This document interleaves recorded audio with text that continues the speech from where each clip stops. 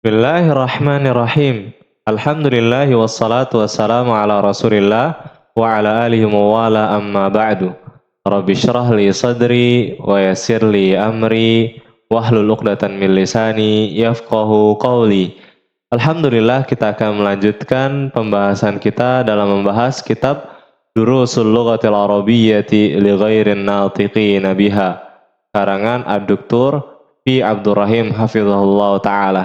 Kita masih membahas di jilid yang pertama. Dan insya Allah ta'ala pada hari ini kita akan melanjutkan pelajaran kita di Ad-Darsur Rabi'u. Ad-Darsur Rabi'u, pelajaran yang keempat. Bagi teman-teman yang belum menonton pelajaran 1, 2, dan 3, silahkan ditonton video-video sebelum ini ya teman-teman. Barakallahu fiikum. Ya, pada pelajaran keempat kita akan membahas 3 pembahasan. Pembahasan yang pertama adalah berkaitan dengan huruf jar dan isim majrur. Mengenal huruf jar dan isim majrur. Ya, huruf jar itu apa sih? Huruf jar itu secara bahasa artinya huruf yang menjarkan. Jar gitu kan, al-jarru, yang menjarkan. Wal majruru, biasanya disebutkan dalam bahasa Arab al-jarru wal majruru. Al-jarru itu nama lain dari harfu jar atau huruf jar. Al-majruru adalah nama lain dari isim majrur, kata yang dijarkan. Maksudnya apa sih jar? Ya, menjarkan, dijarkan, dan seterusnya. Intinya adalah tanda utama majrur adalah harokat kasrah. Tanda utama ya, bukan tanda satu-satunya ya. Bukan tanda satu-satunya, tapi hanya tanda utamanya. Tanda utama majrur adalah harokat kasrah. Ya, termasuk huruf jar adalah 4 huruf berikut ini. Jadi, ketika ada isim didahului oleh huruf jar, maka isim itu yang awalnya marfu berharokat dhammah berubah menjadi kasrah atau majrur. Berubah menjadi majrur yang salah satu tandanya adalah kasrah. Contoh misalnya, sebelum ada fi, dia dibaca al-masjidu, dengan harakat dhammah. Ketika kemasukan fi, maka berubah harakatnya menjadi fil masjidi gitu. Menjadi fil masjidi. Begitu pula ketika kemasukan ala, termasuk huruf jar juga. Yang awalnya al-maktabu, sebelum kemasukan ala, ditambah ala menjadi alal maktabi. Nah, seperti itu ya teman-teman. Pokoknya intinya adalah ketika ada isim yang terkena huruf jar, ada di sini ada fi, ala, min, ila. Kita hanya terbatas 4 huruf ini saja, sebagaimana yang nanti kita akan bacakan contoh-contohnya di kitab Durusul Lughah. Adapun huruf-huruf jar lainnya maka tidak akan dibahas di video kali ini. Baik. Ya. Huruf jar ini ada 4 di sini ya, ada fi, ala, min, dan ila. Ketika ada isim kemasukan 4 huruf ini, maka isimnya berubah menjadi majrur. Salah satu tanda majrur adalah harokat kasrah. Lihat, fil masjidi, alal maktabi, dan lain-lain sebagainya. Baik, sekarang kita baca secara lengkap. Termasuk huruf jar adalah 4 huruf berikut ini. Yang pertama itu namanya fi, yang namanya fi artinya di atau di dalam. Di atau di dalam. Ya, terjemahkan sesuai konteksnya. Contoh di sini ada aina Muhammadun huwa fil masjidi. Di mana Muhammad? Dia ada di masjid. Nah, atau bisa juga dia ada di dalam masjid. Yang kedua, ala artinya di atas. Contohnya, ainal qalamu, di mana pulpennya? Huwa alal maktabi, dia ada di atas meja. Nah, bisa kita lihat teman-teman, ketika ada fi dan ala berubah menjadi majrur. Dan lihat juga ketika jawabannya fi dan ala, fi di atau di dalam dan juga ala di atas, maka pertanyaan juga harus mencocoki, yaitu menggunakan aina. Pertanyaannya menggunakan aina. Aina artinya di mana? Ya. Kita cukupkan 2 ini dulu, baru kita masuk ke contoh yang ada di kitab Durusul Lughah. Oke. Nah, bisa dilihat ya teman-teman bahwa pada ad-dars rabi'u pelajaran yang keempat di halaman 21 contoh-contohnya sebagai berikut. Lihat ya. Al-baitu, rumah itu. Maka ketika masukkan fi menjadi fil baiti, di dalam rumah itu. Al-maktabu, meja itu. Kemasukan alal maktabi, di atas meja itu. Al-masjidu, masjid itu. Kemasukan fil masjidi, di dalam masjid itu. As-sariru, ranjang itu. Ditambah ala menjadi alas sariri, di atas ranjang itu. Jadi untuk yang pertama kali di sini di Durusul Lughah dibagi menjadi 2 ya. Yang pertama membahas fi dan ala. Kenapa duanya digabung? Karena pertanyaan sama menggunakan aina. Lihat. Aina, dan aina.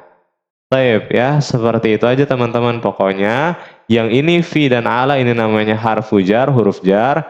Setelahnya namanya isim majrur yang dijarkan oleh huruf jar ini. Taib. Sebelum kita masuk ke contoh-contoh lainnya, alangkah baiknya kita hafalkan dulu kosakatanya.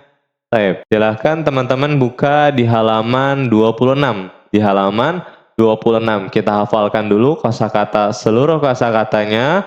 Agar apa? Agar memudahkan kita untuk menjawab latihan-latihan yang ada di kitab Durusul Lughatil Arabiyyah.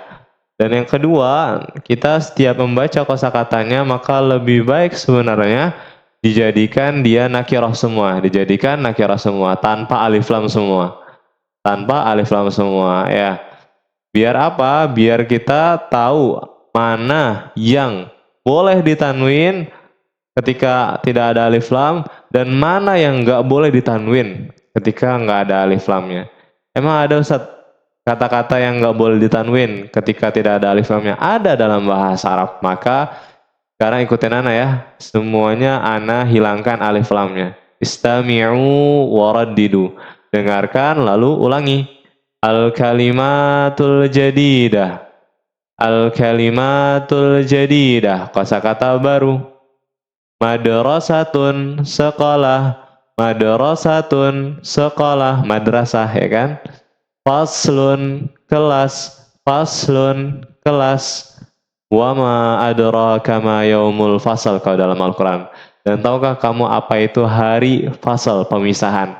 Kenapa faslun yang artinya perpisahan dijadikan kelas? Karena kelas itu dipisah oleh dinding-dinding. Itulah kenapa kelas dinamakan faslun. Selanjutnya, hammamun, kamar mandi. Hammamun, kamar mandi. Mirhadun, WC. Mirhadun, WC. Matbakhun, dapur. Matbakhun, dapur. Ghurfatun, kamar. Ghurfatun, kamar. Jami'atun, universitas. Jami'atun, universitas. Suqun, pasar. Suqun, pasar. Yabanun, Jepang. Yabanun, Jepang. Qinun, Cina. Qinun, Cina. Hindun, India. Hindun, India. Filipinun, Filipina. Filipinun, Filipina. Jadi Hindun ini bisa diartikan India, bisa juga diartikan atau bisa juga dimaksudkan nama perempuan, Hindun. Baik. Mudirun, kepala sekolah. Mudirun, kepala sekolah. Zahaba, telah pergi. Zahaba, telah pergi. Kharaja, telah keluar. Kharaja, telah keluar. Nah, lihat di sini ya. Fi, di atau di dalam. Ala, di atas. Yang sudah kita pelajari tadi di awal. Terus ada tambahan lagi. Min, dari, ila, ke. Ana ulangi sekali lagi. Fi, di atau di dalam. Ala, di atas, pasangan. Dua pasangan ini. Kalau min, dari, ila lawannya, ke. Nah, 4 ini termasuk dari huruf jar. Min hurufil jarri, termasuk dari huruf-huruf jar, seperti itu. Baik, sekarang kita balik lagi ke contoh fi dan ala. Ya, kita balik lagi ke contoh fi dan ala. Dalam keadaan kita sudah menghafal kosakatanya. Baik, kita baca. Yang masih di halaman 21. Aina Muhammadun. Aina Muhammadun. Ingat, aina semuanya artinya di mana. Aina semuanya artinya di mana. Huwa fil ghurfati. Huwa fil ghurfati. Dia ada di dalam kamar. Dia ada di dalam kamar. Lihat, huwa ini kata ganti untuk laki-laki. Huwa itu untuk dia laki-laki. Ya, karena Muhammadun laki-laki maka kata gantinya huwa. Dan setelahnya juga pun sama. Wa aina Yasirun. Wa itu dan. Dan di mana Yasir? Huwa fil hammami. Huwa fil hammami. Dia ada di dalam kamar mandi. Lihat, masih pakai kata ganti huwa karena Yasir laki-laki. Adapun bawahnya lihat, wa aina Aminatu. Wa aina Aminatu. Nah, Aminah nama perempuan, makanya jawabannya hiya fil matbakhi. Hiya fil matbakhi. Hiya itu lawan dari huwa. Kalau huwa untuk laki-laki, dia laki-laki. Kalau hiya dia perempuan, makanya jawabnya di sini harus hiya. Hiya fil matbakhi, dia ada di dapur. Gak boleh kita sekali-kali jawab huwa fil matbakhi karena Aminah perempuan, maka kata gantinya juga harus perempuan. Bawahnya, ainal kitabu, di mana kitab itu? Huwa alal maktabi, dia ada di atas meja. Wa aina sa'atu, dan di mana meja itu? Dan di mana jam itu? Hiya alas sariri, dia ada di atas ranjang. Nah, coba kalau teman-teman masih ingat, kenapa semua ini pakai alif lam yang menunjukkan ma'rifah?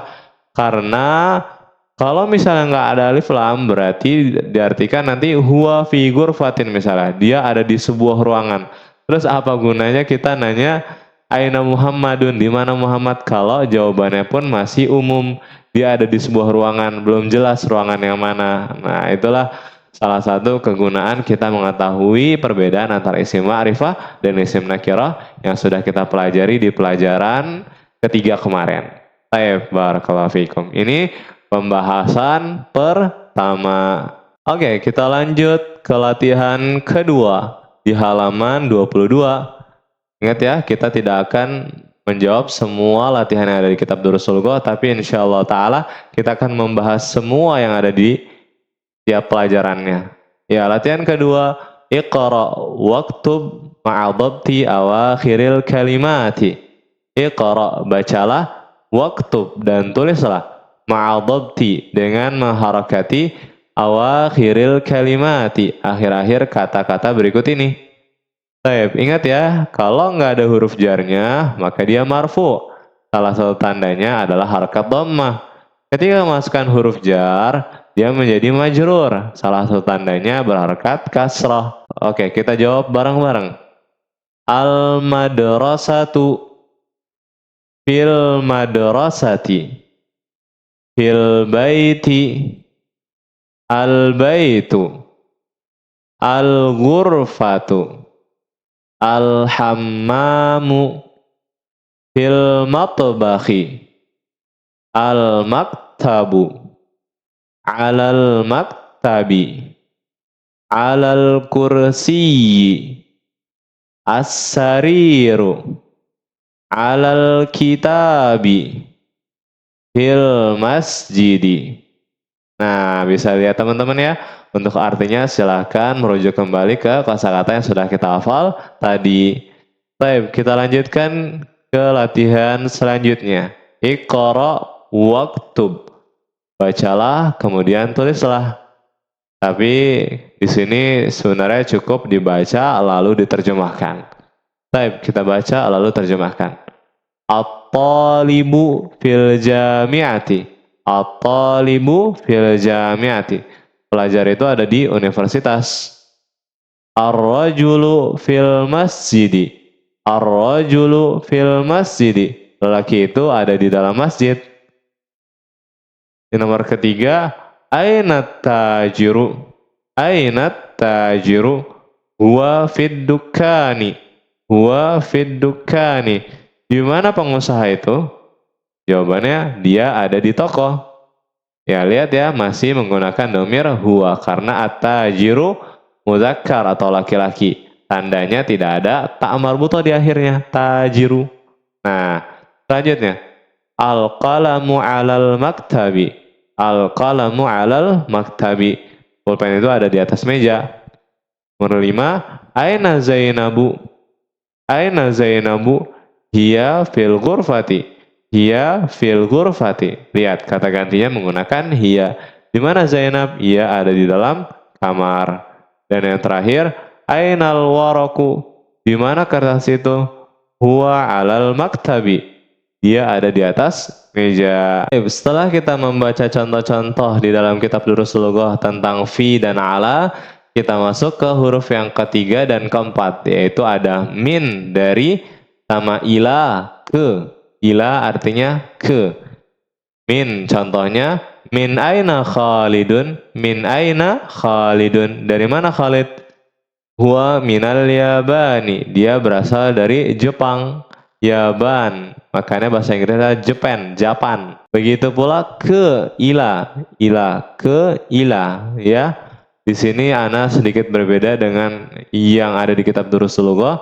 Kalau ana pribadi lebih suka menanyakan ke mana itu dengan menambahkan ila di depannya. Jadi kemana itu ila aina, ila aina. Maka di sini ana tulis ila aina dzahaba Yasirun, ila aina dzahaba Yasirun. Kemana Yasir telah pergi? Kemana Yasir telah pergi? Maka jawabannya pun ada ila. Dzahaba ila suqi. Dzahaba ila suqi. Dia telah pergi ke pasar. Dia telah pergi ke pasar. Baik. Jadi kalau tadi fi dan ala itu kata tanyanya aina, kalau jawabannya min maka pertanyaan juga min aina, dari mana? Dan yang terakhir kalau jawabannya ila maka ana pribadi lebih suka dengan pertanyaan ila aina, kemana. Adapun di kitab Durusul Lughah nanti tidak menggunakan ila, cukup menggunakan aina. Aina dzahaba Yasirun? Kemana Yasir telah pergi? Nah, tapi kedua-duanya boleh kok teman-teman. Setelah ana cek dan cross check, kedua-duanya benar. Jadi orang-orang Arab untuk menanyakan kemana bisa menggunakan dua. Bisa mencukupkan dengan aina, bisa juga menggunakan ila aina. Oke teman-teman, sekarang kita masuk di contoh-contoh min dan ila. Min dan ila. Ini di halaman 24. Di halaman 24. Baik, kita baca. Qalal mudarrisu. Ya, di sini ana tambahin qala ya, karena ini tentang hiwar, percakapan. Ana tambahin qala, telah berkata. Pak guru telah berkata. Di sini Muhammad. Hiwar, percakapan antara Pak guru dengan Muhammad. Taib. Qalal mudarrisu. Pak guru telah berkata. Min aina anta? Dari mana kamu berasal? Qala Muhammadun. Muhammad berkata atau menjawab, ana minal Yabani. Ana minal Yabani. Saya dari Jepang. Kedua, wa min aina Ammarun? Wa min aina Ammarun? Dan dari mana Ammar berasal?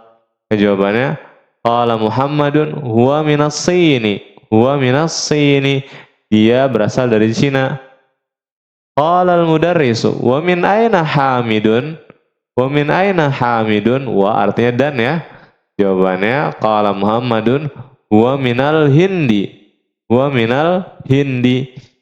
Ini dia dari India. Ini juga sama setelahnya. Qala al-mudarrisu aina Abbasun? Di mana Abbas? Qala Muhammadun. Muhammad menjawab kharaja. Dia telah keluar. Qala al-mudarrisu aina dzahaba? Nah, lihat teman-teman ya. Di sini hanya mencukupkan dengan aina, bukan ila aina. Ini artinya juga sama. Dia telah pergi. Jawabannya dzahaba ilal mudiri. Dzahaba ilal mudiri. Dia telah pergi ke kepala sekolah. Qala al-mudarrisu wa aina dzahaba Aliyun? Wa aina dzahaba Aliyun? Dan kemana Ali telah pergi? Jawabannya qala Muhammadun dzahaba ilal mirhadi. Dzahaba ilal mirhadi. Dia telah pergi ke WC. Tuh lihat teman-teman ya. Ini adalah contoh min dan ila. Kita masuk ke latihan kedua di halaman 25. Ini latihannya sama kayak sebelumnya ya. Tinggal mengharokati saja isim yang sebelum kemasukan huruf jar dan setelah kemasukan huruf jar. Iqra waktub, bacalah dan tulislah ma'adhabti dengan mengharokati awakhiril kalimati, akhir-akhir katanya. Oke, kita jawab bareng-bareng kayak tadi ya. Sebelum kemasukan huruf jar, dia marfu, berharakat dhammah. Setelah kemasukan huruf jar, dia majrur atau salah satu tandanya kasrah. Oke, kita baca al-ghurfatu. Al-ghurfatu. Untuk terjemahnya silakan merujuk kembali di hafalan kosakata tadi. Minal ghurfati. Minal ghurfati. Minal hammami. Minal hammami. Al-mirhadu. Al-mirhadu. Ilal mirhadi. Ilal mirhadi. Al-yabanu. Al-yabanu. Al-filibbinu. Al-filibbinu. Minal hindi. Minal hindi. Ilassini. Ilassini. Nah, seperti itu ya teman-teman. Dan yang terakhir kita baca di latihan ketiganya. Iqra waktub. Bacalah dan tulislah. Min aina Fatimatu. Min aina Fatimatu. Dari mana Fatimah berasal? Nah, karena Fatimah perempuan, makanya kata gantinya perempuan. Hiya minal hindi. Ia berasal dari India. Nomor 2. Kharajal mudarrisu minal fasli wa dhahaba ilal mudiri. Kharajal mudarrisu minal fasli wa dhahaba ilal mudiri. Pak guru telah keluar dari kelas dan dia pun pergi ke kepala sekolah. Selanjutnya, zahabat tajiru ilad dukani. Zahabat tajiru ilad dukani. Pengusaha itu telah pergi ke toko. Dan yang terakhir, kharaja hamidun minal ghurfati wa zahaba ilal hammami. Kharaja hamidun minal ghurfati wa zahaba ilal hammami. Hamid telah keluar dari kamar dan dia pun pergi ke kamar mandi. Sekarang kita masuk ke pembahasan yang kedua. Ya, pembahasan kedua tentang al-jumlatul fi'liyatu. Al-jumlatul fi'liyatu. Jumlah fi'liyah. Jumlah fi'liyah adalah kalimat. Lihat, fokus di kata-kata yang diwarnai warna kuning. Dia itu kalimat, jadi bukan kata. Namanya kalimat berarti terdiri dari beberapa kata. Kalimat yang apa? Kalimat yang terdiri dari fi'il dan fa'il. Kalimat yang terdiri dari fi'il dan fa'il. Makanya kenapa dinamakan jumlah fi'liyah? Karena kalimatnya diawali dengan fi'il. Diawali dengan fi'il. Ya, apa sih fi'il? Fi'il itu sering orang sebut dengan kata kerja. Atau secara lengkapnya dia adalah kata yang menunjukkan sebuah makna dan terikat dengan waktu. Maksudnya, contoh di sini ada jalasa. Jalasa. Jalasa ini fi'il. Kenapa dibilang fi'il? Karena artinya telah duduk. Jalasa artinya telah duduk. Satu warna ya. Artinya jalasa artinya telah duduk. Nah, lihat. Jalasa ini menunjukkan sebuah makna yaitu duduk dan terikat dengan waktu. Makanya ada arti telah. Menunjukkan waktu yang lampau sudah terjadi. Nah, fi'il madhi itu adalah kata kerja lampau ya. Disebut kata kerja lampau. Yaitu adalah kata yang menunjukkan sebuah makna di waktu lampau. Ini fi'il madhi ini salah satu macam dari macam-macam fi'il. Adapun si fa'il sering diterjemahkan sebagai pelaku. Apa sih fa'il? Pengertiannya adalah ia isim marfu. Isim marfu. Tadi tuh lihat tanda utama marfu adalah harakat dhammah. Isim marfu yang terletak setelah, lihat, wajib setelah fi'ilnya. Jadi fi'il dulu baru fa'il. Fi'il dulu baru fa'il. Makanya itu karena kalimatnya diawali oleh fi'il, makanya namanya jumlah fi'liya. Begitu teman-teman ya, jumlah fi'liya. Baik, kita baca misal contoh. Jalasa Aliyun. Jalasa Aliyun. Ali telah duduk. Jalasa fi'lun madin. Fi'il madi, kata kerja lampau. Aliyun fa'il. Telah duduk. Siapa yang telah duduk? Yang telah duduk Ali, begitu ya. Begitu. Ini pembahasan yang kedua, jumlah fi'liyah. Untuk contoh-contohnya bisa kita lihat di halaman 25 latihan ketiga. Iqra waktub. Bacalah dan tulislah. Kira-kira mana aja nih jumlah fi'liyah dalam kalimat-kalimat 4 nomor ini ya? Dalam 4 nomor ini. Oke, coba kita jawab bareng-bareng. Yang pertama ada kharajal mudarrisu. Kharajal mudarrisu. Kalau terjemahkan secara satu-satu, kharaja telah keluar. Siapa yang telah keluar? Siapa pelakunya? Al mudarrisu gitu. Telah keluar Pak Guru. Nah gitu sebenarnya. Tapi karena kita ngikutin terjemahan versi Indo, maka kita terjemahkan Pak Guru telah keluar. Nah lihat, kharaja ini fi'il, al-mudarrisu fa'il yang keluar. Terus apa lagi? Zahaba. Nah, wa zahaba, dan dia telah pergi. Dia telah pergi. Jadi dalam fi'il zahaba, ketika dia sendiri ada pelaku yang tersembunyi. Makanya artinya dia telah pergi. Nah, siapa yang telah pergi? Dia. Ini juga termasuk jumlah fi'liyah. Bawahnya juga sama. Zahabat tajiru ilad dukani. Zahabat tajiru ilad dukani. Pengusaha itu telah pergi ke toko. Pengusaha itu telah pergi ke toko. Nah, lihat. Zahabat tajiru ini fi'il. At-tajiru fa'il. Bawahnya juga sama. Kharaja hamidun. Hamid telah keluar. Siapa yang telah keluar? Hamid. Maka Hamid di sini sebagai pelaku. Begitu pula zahaba, sama kayak sebelumnya. Dia ada fa'il yang tersembunyi, pelaku yang tersembunyi, yaitu domir huwa. Domir huwa, dia laki-laki. Dan dia telah pergi ke kamar mandi. Seperti itu. Inilah pembahasan yang kedua. Oke, kita masuk ke pembahasan yang ketiga. Pembahasan ketiga membahas tentang al-alamul muzakkaru wal-alamul mu'annatsu.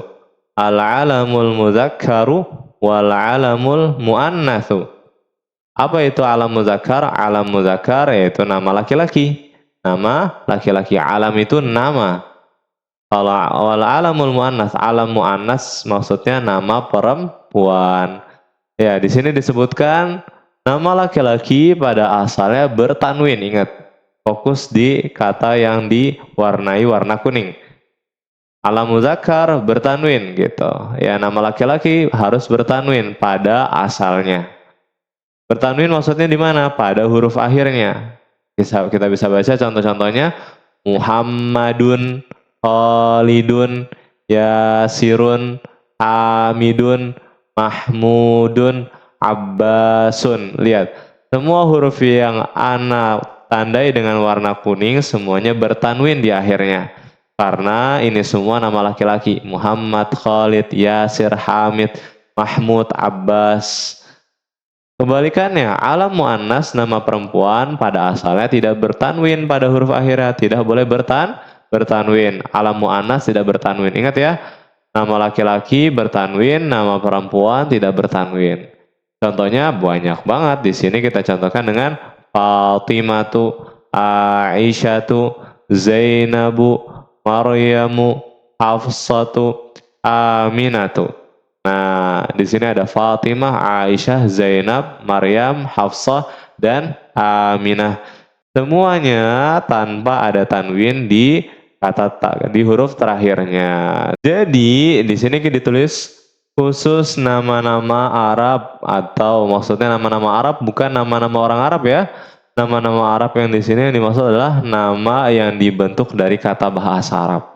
Jadi perlakuan nama laki-laki harus bertanwin.